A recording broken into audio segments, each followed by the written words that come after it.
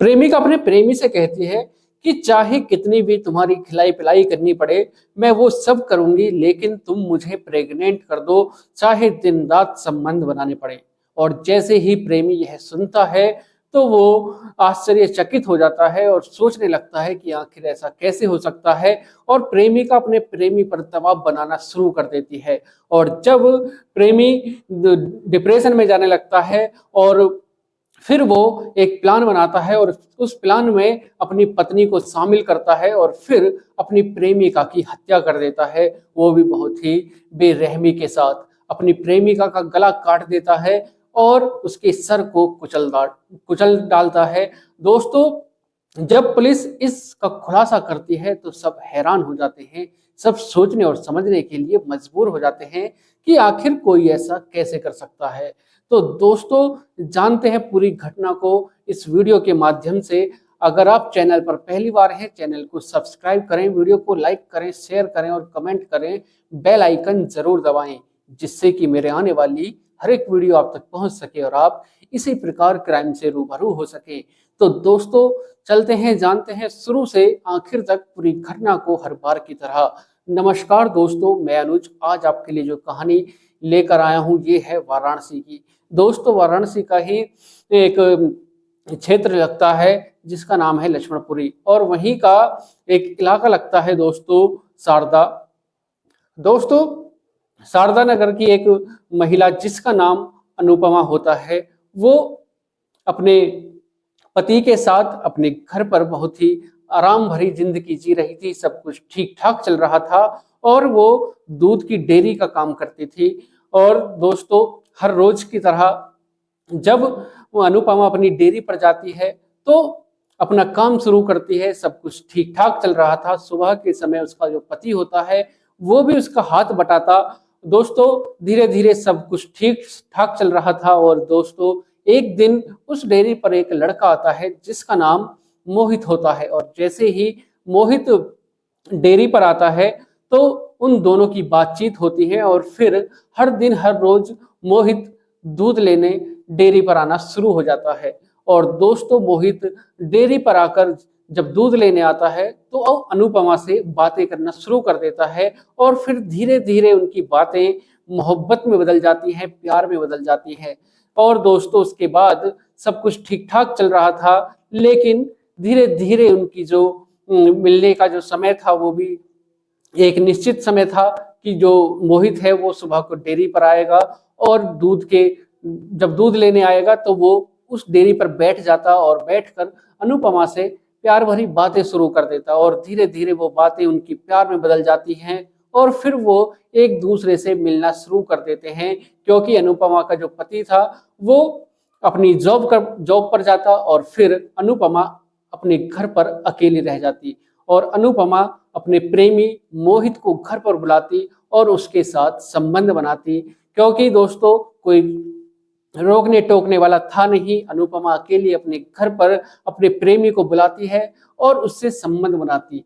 दोस्तों, अनुपमा की शादी को 4-5 साल हो चुके थे, लेकिन उनके कोई बच्चा नहीं हुआ था। और फिर दोस्तों, धीरे धीरे समय बीतने लगता है। जो मोहित होता है उसकी शादी हो जाती है। अब से 8-9 महीने पहले मोहित की शादी हो जाती है और मोहित अनुपमा पर ध्यान देना कम कर देता है। और दोस्तों, उसके बाद जो अनुपमा होती है उसको यह अच्छा नहीं लगता और उसको गुस्सा आने लगता है और वो मोहित से कहती है कि तुम आजकल मेरे पर ध्यान नहीं दे रहे, जैसे पहले बातें करते थे ऐसे बातें नहीं करते। और फिर मोहित कहता है कि मेरी अब शादी हो चुकी है, अब ऐसा नहीं हो सकता। दोस्तों, उसके बाद एक दिन अनुपमा मोहित को बुलाती है घर पर और संबंध बनाती है और कहती है कि तुम मुझे प्रेग्नेंट कर दो और चाहे कितना भी तुम्हारी खिलाई पिलाई करनी पड़े, मैं तुम्हें हर चीज दूंगी, दूध पिलाऊंगी और जितनी भी ताकत की चीजें होती हैं वो भी तुम्हें दूंगी, लेकिन मुझे प्रेग्नेंट कर दो, मैं तुम्हारे बच्चे की माँ बनना चाहती हूँ। और जैसे ही मोहित यह सुनता है तो वो हैरान हो जाता है और कहने लगता है कि ऐसा कैसे हो सकता है, मैं अपने बच्चे को तुम्हें कैसे दे सकता हूँ, मेरी भी पत्नी है, मेरा भी परिवार है। और फिर अनुपमा कहने लगती है कि बस हमारे बच्चा नहीं है, हमें बच्चा चाहिए, तुम मुझे प्रेग्नेंट कर दो, जो बच्चा पैदा होगा उसकी मैं अच्छे से देखभाल करूंगी, उसे अच्छे से पालू पोसूंगी और अच्छी शिक्षा दूंगी। लेकिन मोहित मना कर देता है और फिर अनुपमा मोहित पर दबाव बनाना शुरू कर देती है, उसको घर पर बुलाती है, उसको अच्छे अच्छे ताकत की चीजें खिलाती है, दूध पिलाती है। लेकिन जो मोहित जब भी उससे संबंध बनाता है तो जो अनुपमा है वो प्रेग्नेंट नहीं हो पाती है, क्योंकि मोहित जो भी चीजें होती हैं और उन्हें यूज करता, क्योंकि अगर वो प्रेग्नेंट हो गई तो फिर उसका बच्चा अनुपमा के चला जाएगा और अनुपमा उससे शादी का दबाव बनाएगी, और शादी का जब दबाव बनाएगी तो जो मोहित की जो पत्नी है, मोहित का परिवार टूट जाएगा। मोहित चालाकी से उसको प्रेग्नेंट नहीं करता है, और फिर जब अनुपमा उस पर दबाव बनाने लगती है तो मोहित डिप्रेशन में चला जाता है, सोच में पड़ जाता है कि आखिर क्या करूं, कैसे करूं। और फिर अनुपमा मोहित से कहती है कि अगर तुम मुझे प्रेग्नेंट नहीं करोगे तो मैं तुम्हारी सच्चाई सबको बता दूंगी, जेल जो पुलिस है पुलिस को बता दूंगी और तुम जेल चले जाओगे, तुम्हारे परिवार वालों को बता दूंगी, तुम्हारी पत्नी को बता दूंगी, तुम्हारा परिवार टूट जाएगा। लेकिन मोहित मना करता है और कहता है कि नहीं, ऐसा मत करना, नहीं तो मेरा परिवार टूट जाएगा, मैं बिखर जाऊंगा, मैं क्या करूं। और फिर अनुपमा कहती है कि बस यही काम है कि तुम मुझे प्रेग्नेंट कर दो और फिर सब कुछ ठीक हो जाएगा। लेकिन जो मोहित होता है, जब वो डिप्रेशन में जाने लगता है, सोच में पड़ जाता है और अपने घर पर जाता है, तो उसकी जो पत्नी होती है अंजलि, वो मोहित से कहती है कि आजकल तुम किसी टेंशन में लगते हो, क्या बात है, तुम मुझे बताओ, जो भी चिंता है, जो भी टेंशन है मुझे बताओ, मैं तुम्हारा साथ दूंगी। और फिर मोहित बताता है कि शादी से पहले मेरी एक प्रेमिका थी जो शादीशुदा है, मैं उसके प्यार में पड़ गया था और हम एक दूसरे से संबंध भी बनाते थे, लेकिन अब वो कहती है कि मुझे प्रेग्नेंट कर दो। और फिर अंजलि कहती है कि ऐसा कैसे हो सकता है, और फिर मोहित और अंजलि एक प्लान बनाते हैं और कहते हैं कि ठीक है।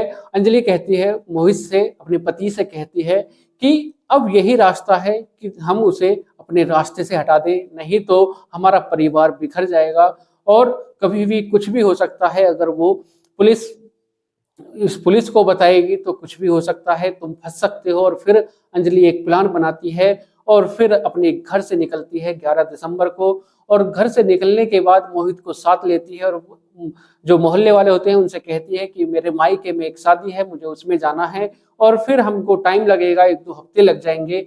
और दोस्तों वो यह कहकर अपने घर से निकल जाती है, घर पर ताला लगा देते हैं और फिर वो मोहित और अंजलि मायके नहीं जाते, वो पहुंच जाते हैं एक होटल में और होटल में एक रूम लेते हैं और उसमें रहना शुरू कर देते हैं दोस्तों। और फिर एक जब वो अपने होटल में रहते हैं तो प्लान बनाते हैं कि कब क्या कैसे करना है, और फिर अंजलि और मोहित अपने घर की तरफ जाते हैं जहां पर अनुपमा रहती है, और अनुपमा के घर पर जाकर अंजलि बाहर खड़ी हो जाती है और मोहित पीछे के रास्ते से अनुपमा के घर चला जाता है। और जैसे ही अनुपमा उसको देखती है तो वो शॉक हो जाती है कि आखिर ये एक साथ कैसे आ गया, एकदम यहाँ पर कैसे आ गया, ना तो इसने कुछ बताया है और ये अचानक यहाँ पर कैसे आ गया। और जैसे ही मोहित अनुपमा को देखता है और फिर उसका गला पकड़ता है, और गला पकड़ने के बाद वो चाकू भी साथ लेकर गया था और वहां से पत्थर उठाता है और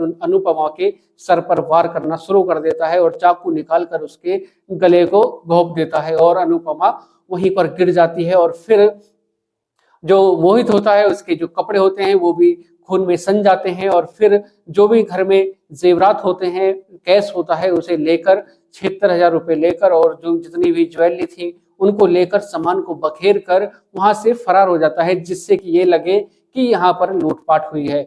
और फिर दोस्तों जैसे ही वो अंजलि के पास आता है, अंजलि देखती है कि उसके जो कपड़े हैं वो खून में सने हुए हैं, और अंजलि अपने जो शॉल होता है उसको उतार कर मोहित के बदन को ढक देती है और फिर वो होटल में पहुंच जाते हैं।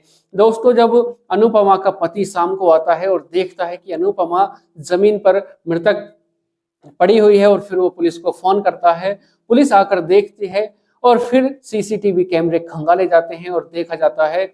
और जब शनाख्त की जाती है पूछा जाता है कि ये लड़का कौन है, और फिर मोहित की पहचान हो जाती है। और मोहित को जब पुलिस मोहित का नंबर ट्रेस पर डालती है और फिर पता चलता है कि मोहित एक होटल में रुका हुआ है, और फिर दोस्तों वो उसका पीछा करते हैं, और पीछा करने के बाद वो स्टेशन पर मोहित और मोहित की पत्नी अंजलि दोनों को पुलिस पकड़ लेती है। और पकड़ने के बाद जब उनसे पूछताछ की जाती है तो मोहित बताता है कि जो अनुपमा है वो मेरे ऊपर दबाव बना रही थी कि मुझे प्रेग्नेंट कर दो, और मैं यह नहीं चाहता था। और वो जब मेरे ऊपर दबाव बना रही थी और कहती है कि अगर तुम मुझे प्रेग्नेंट नहीं करोगे तो मैं पुलिस में चली जाऊंगी और तुम्हारे पत्नी को बता दूंगी। और फिर हमने यही फैसला किया, मैंने अपनी पत्नी के साथ मिलकर उसकी हत्या कर दी। और जो मेरी पत्नी थी वो बाहर खड़ी हुई थी और मैं अंदर गया था, और उसके बाद उसका गला काट कर और जितनी भी वहां पर ज्वेलरी थी, नकदी थी, वो सब वहां से लेकर आ गया, जिससे कि ये लगे कि यहाँ पर लूटपाट का मामला है। दोस्तों जितनी भी नकदी थी, कैश था और ज्वेलरी थी, पुलिस उनसे बरामद कर लेती है, और फिर दोस्तों दोनों को जेल के अंदर डाल दिया जाता है। तो दोस्तों आज की जो एक कहानी है, इसको सुनाने का उद्देश्य किसी को परेशान करना नहीं, किसी का दिल दुखाना नहीं, बल्कि आपको जागरूक करना है, सचेत करना है, सावधान करना है।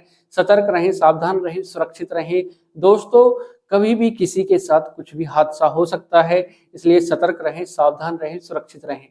तो दोस्तों मिलते हैं एक और घटना के साथ। आज के लिए सिर्फ इतना ही। अगर आप चैनल पर पहली बार हैं, चैनल को सब्सक्राइब करें, वीडियो को लाइक करें, शेयर करें और कमेंट करें। बेल आइकन जरूर दबाएं, जिससे कि मेरे आने वाली हर एक वीडियो आप तक पहुंच सके और आप इसी प्रकार क्राइम से रूबरू हो सकें। तो दोस्तों मिलते हैं एक और घटना के साथ। नमस्कार, जय श्री श्याम।